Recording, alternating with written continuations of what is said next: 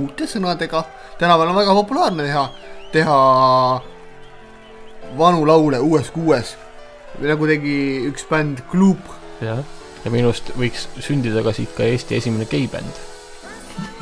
kui ta muidugi kapist välja saab. Ma arvan, et nendel oleks üks esinemine kindlasti kindlustatud Angelis. Mille eest oleks kõva pappi lunida? Ja siis I Will Survive võiksid laulda. I Will Survive ja teine võiks olla I Don't Want to Miss a Thing. Ja.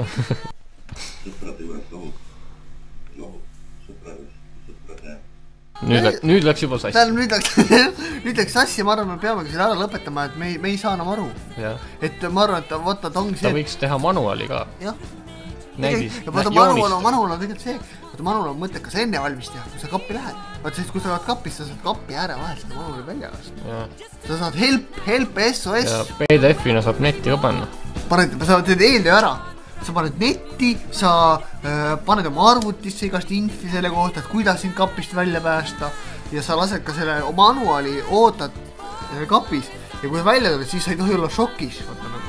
Mitte nii nagu aga tuleb see lahmi või ei oska rääkidagi, vaid sa pead šokist enne välja tulema ja siis sa tuled.